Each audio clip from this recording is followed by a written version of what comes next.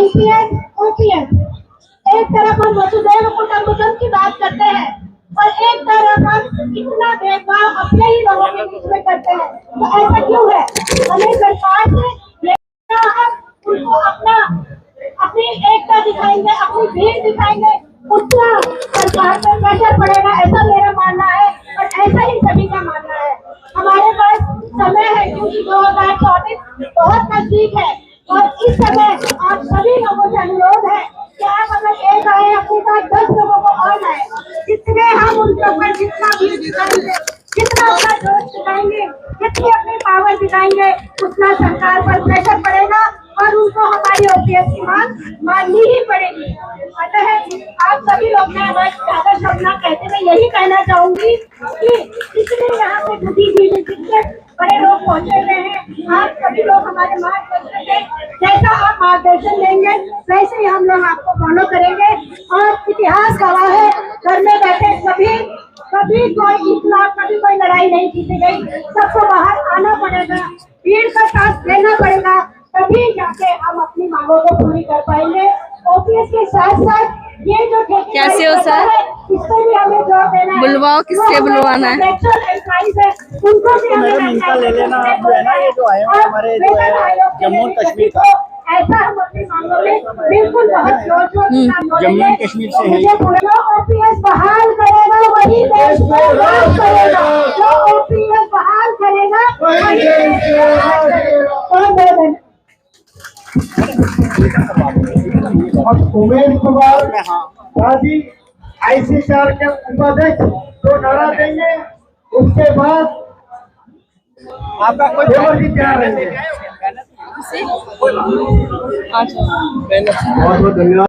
नमस्कार, मैं हूँ नई दिल्ली के जंतर मंतर पर। दिल्ली के जंतर मंतर पर तमाम पेंशनर्स जो है पूरे भारत से यहाँ पर मौजूद हैं। हमारे साथ कुछ लोग जुड़ चुके हैं जो कि Indian public service employees federation के जो है जनरल सेक्रेटरी हैं। सर, आप यहाँ क्या करने आए हैं? पहले आपका नाम। मेरा नाम शाह फयाज है और मैं जम्मू कश्मीर से हूँ, कश्मीर से आया हूँ।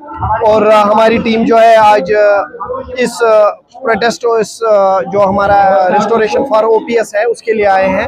और चूंकि आपको पता है कि पूरे देश में इस वक्त एक आवाज़ है कि एक आंदोलन चल रहा है कि जो रिस्टोरेशन ऑफ ओपीएस है। इसी तरह से जम्मू कश्मीर के एम्प्लॉय 4.5 लाख एम्प्लॉय है और 1.5 लाख के करीब शिक्षक वहाँ पे हैं। वो भी ये चाहते हैं कि हिंदुस्तान की पूरी जो स्टेट से यूटीज के साथ, उसके साथ खड़ी है जम्मू कश्मीर भी। जिस तरह सारे एम्प्लॉयज पूरी कंट्री के चाहते हैं कि ओपीएस रिस्टोर हो, हमारे एम्प्लॉय भी वहाँ पे इस रिस्टोरेशन चाहते हैं। उसको representation as a representative from Jammu and Kashmir, मैं as a representative Jammu Kashmir इस प्रोटेस्ट में जम्मू कश्मीर को रिप्रेजेंट करता हूँ। सर, बात करें, लगातार आप लोग धरना प्रदर्शन कर रहे हैं, सरकार के कानों में जू तक नहीं रहेंगे रही है। क्या लगता है आज जिस तरीके से आप लोगों ने संख्या बल दिखाया है यहाँ पर, इसका प्रभाव पड़ेगा सरकार को? देखिए, ये शुरुआत है क्योंकि हम सरकार से पहले किसी भी स्टेट में, यूटी में, जैसे मैं जम्मू कश्मीर की बात करूं, हमने जम्मू कश्मीर में एक पैदल मार्च किया, पूरे कुपवाड़ा के जो बॉर्डर डिस्ट्रिक्ट है वहां से शुरू किया, फिर पुलवामा से, सारे डिस्ट्रिक्ट्स में हमने किया। हमने सरकार तक ये बात डेमोक्रेटिकली, एक कॉन्स्टिट्यूशनली एक सेटअप के जरिए पहुंचाई।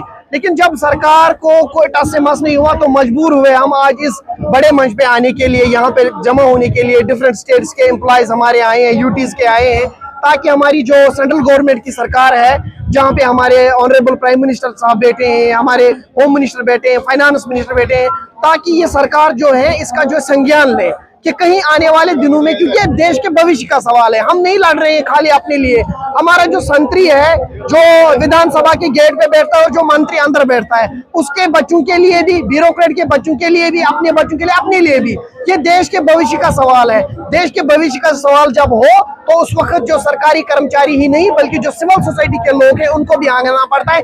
इसलिए आप देखिए, इस आंदोलन में सिविल सोसाइटी के लोग भी जुड़ रहे हैं, डिफरेंट स्टेट्स, यूटीज में, सारी जगह जुड़ रहे हैं, क्योंकि ये देश के भविष्य का सवाल है, खाली ओपीएस का सवाल नहीं है। तो देश के भविष्य को सुधारना है, हमें फ्यूचर बचाना है, अपनी जनरेशन का सरकारी जो एम्प्लॉय बनता है उसका एक ही मोटिव होता है कि बुढ़ापे का सहारा पेंशन होता है। लेकिन कह रहे हैं कि जो सरकारी जो कर्मचारी होते हैं वो अपना ठीक से काम नहीं करते, इसलिए कुछ जगहों को निजीकरण किया जा रहा है। देखिए, निजीकरण और सरकारीकरण, इनके पास देखिए जब सरकार बनती है तो एमएलए के लिए कौन सी स्केल है काम करने की, एमपी के लिए कौन सी, वो भी तो सरकार से पैसा ले रही है, मोटी मोटी तनख्वाह ले रहे हैं, पेंशन ले रहे हैं, उनके लिए भी कौन सी स्केल है।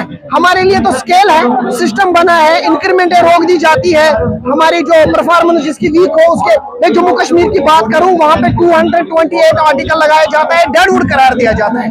बहुत सारे एम्प्लॉयज को डेडवुड में डाला गया है जो परफॉर्मेंस नहीं दिखाते हैं। ईपीएम है, एम्प्लॉयज परफॉर्मेंस पोर्टल, वो लागू किया गवर्नमेंट ने। इतनी सारा सेटअप, इतना सोशल मीडिया का दौर, इतनी एजेंसीज, डिफरेंट टाइप्स ऑफ जो एम्प्लॉय को मॉनिटर करती है, इसके बाद भी सरकार कह रही है हम निजीकरण कर रहे हैं, इसलिए तो मुझे लगता है ये फेलियर ऑफ सरकार है। क्या लगता है कि रोजगार, एक तरफ रोजगार जहां देना चाहिए सरकार को, वहां रोजगार की बात तो दूर है, जो सरकारी संस्थान है उसको प्राइवेटाइजेशन किया जा रहा है। क्या ये एक सोची समझी साजिश है? देखिए, प्राइवेटाइजेशन, उद्योगपतियों को बढ़ावा दिया जा रहा है। ये प्राइवेटाइजेशन करना जो है ये उद्योगपतियों को बढ़ावा देना है। इनडायरेक्टली देखिए, कंपनी को हायर किया जाता है, उससे मैन पावर लिया जाता है, फिर पैसे सरकार कंपनी को देती है डिसबर्समेंट फॉर सैलरी, और कंपनी क्या ले रही है, बीच में वो अपना ब्रोकेज ले रही है। तो सरकार को चाहिए तो वो खुद पैसे दे। अगर निजीकरण ही सरकार को करना था, आउटसोर्सिंग, खुद क्यों नहीं सरकार पैसे देगी, डायरेक्ट कॉन्ट्रैक्चुअल एम्प्लॉय को डालेगी। एक प्राइवेट कंपनी को बाहर से लाके उसको पकड़ के फिर उसमें डाल के एक सेटअप बनाया, जैसे चल रहा था सेटअप, वो सेटअप होना चाहिए था, ताकि एक एम्प्लॉय, हमारी जनरेशन देखे पीएचडी करके, बीटेक एमटेक करके लोग जो है वो चाहते हैं, यही हम भी तो यही चाहते हैं। इसलिए देश के भविष्य का सवाल है ये। सरकार में सरकारी कर्मचारी, ये मेरा सवाल नहीं है, ये मंत्री के बेटे का सवाल है, ये ब्यूरोक्रेट के बेटे का सवाल है, जो आने वाली पीढ़ी का सवाल है, देश के भविष्य का सवाल है। अगर आज भी आपकी बातों को, आपकी मांगों को संज्ञान में नहीं लेती है सरकार, तो आगामी योजना क्या रहेंगी? क्या 2024 में जिस तरीके से लोकसभा के चुनाव आ रहे हैं उस पर प्रभाव पड़ेगा देखिए, इस धरने का? बिल्कुल कर्मचारियों का सैलाब आएगा, और आपको पता है कि ये आज शुरुआत थी। हम नहीं चाहते हैं कोई भी टकरार सरकार से। सरकार अपना काम करे, कैसे करे, कुछ नहीं। हम सरकार का एक हिस्सा होते हैं। गवर्नमेंट जो होती है, कोई भी सरकार, वो एम्प्लॉय होती है, जो एम्प्लॉय होती है वही सरकार होती है। इसलिए सरकार के खिलाफ जाए ये अच्छा नहीं रहता है। हमारा देश जो है डेमोक्रेटिकली साउंड है, कॉन्स्टिट्यूशनली साउंड है। हम आपकी वसादत से जो भी हमारे आवाज सुनेंगे उन तक हम यही बात पहुंचाना चाहेंगे कि आप जो है इसका जल्द से जल्द कोई निपटारा करें, ताकि जो इतने करोड़ों एम्प्लॉयज इस वक्त इंतजार में इलेक्शन आने से पहले जो है इसका जो है फैसला। संदेश हमारा यही संदेश रहेगा कि हमारे जो सारे एम्प्लॉयज हैं throughout country, as a national secretary employees Indian public service employees federation, and particularly Jammu Kashmir employees coordination committee president of 4.5 lakh employees and teachers association chairman, मेरा ये मैसेज है कि एम्प्लॉयज को इस जंक्शन पे, इस मोड़ पे इकट्ठे रहना है, ताकि हम अपना हक जो हासिल कर सकें। मैं जगमीत कौर वाली, Jammu Kashmir employees coordination committee की माइनॉरिटी विंग की प्रेसिडेंट हूँ, और 6 माइनॉरिटी एम्प्लॉयड एसोसिएशन की भी प्रेसिडेंट हूँ। सर, मैडम, जिस तरीके से माइनॉरिटी को, जैसे आप देखते हैं, वैसे तो तंग किया जाता है, वैसे तो परेशान है, और ऊपर से एक कहें तो इस रोजगार के माध्यम से इतनी बड़ी मार,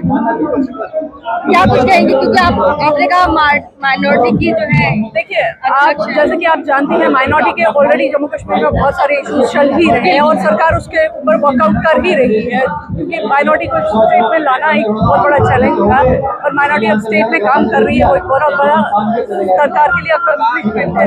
but with the passage of time हमारे लिए जो एनपीएस और ओपीएस का रिस्टोरेशन है, ओल्ड पेंशन स्कीम हमारे लिए लागू करना बहुत जरूरी है, क्योंकि उसमें हमारा फ्यूचर डिपेंड करता है। बीइंग ए गवर्नमेंट एम्प्लॉई ये बहुत मैंडेटरी है कि हमारा जो फ्यूचर है वो सिक्योर हो, और ये चीज करना, आज यहाँ जंतर मंतर पे इकट्ठा होना, इतनी बड़ी तादाद में लोग यहाँ आए हैं और अपना प्रोटेस्ट दिखा रहे हैं, वो सिर्फ इसलिए है कि हमारा फ्यूचर, हमारे बच्चों का फ्यूचर जो है वो सिक्योर हो। हमारा भी कश्मीर से यहाँ तक आना इसी को दर्शाता है कि हम इस पूरी मुहिम के साथ हैं, और हम चाहते हैं सरकार हमारी इनकी आवाज, हमारी इन मांगों को सुने, और इनको 2024 में इलेक्शंस है, और इलेक्शंस एक तरफ मोदी सरकार कहती है महिला सशक्तिकरण की बात करते हैं, और आज यहाँ पे महिला स्वयं आकर के गुहार लगा रही है। क्या लगता है जो स्लोगन्स दिए जाते हैं वो कहाँ तक सही है, और यहाँ पर महिलाएं जो खड़ी हैं अपनी मांगों को लेकर के, आप खुद भी देख सकते हैं यहाँ पे महिलाओं का नंबर भी अच्छा खासा है। ये दर्शाता है कि जो स्लोगन्स हैं वो महज स्लोगन्स ही रहे हैं और प्रैक्टिकली ग्राउंड में रियलिटी बहुत कम दिखती है। तो ये जो प्रदर्शन है ये आपके माध्यम से हम सरकार को भी बताना चाहते हैं कि महिला को आप इतना स्ट्रॉन्ग करने की बातें तो करते हैं बट महिला स्ट्रॉन्ग नहीं हो रही है, तभी हम लोग यहाँ हैं। तो ये एक हमारी तरफ से मैसेज है सरकार को कि प्लीज आप हमारी आवाज सुने, हमें सिक्योर करें, हमारा फ्यूचर सिक्योर करें, हमारे बच्चों का फ्यूचर सिक्योर करें। मैसेज कुछ देना चाहिए? बस मैसेज ये है कि अगर आप 2024 तक हमारा ये रेस्टोरेशन ऑफ OPS नहीं होता तो आपके पास यहाँ बहुत बड़ी तादाद में लोग होंगे जो इस मांग के लिए खड़े होंगे।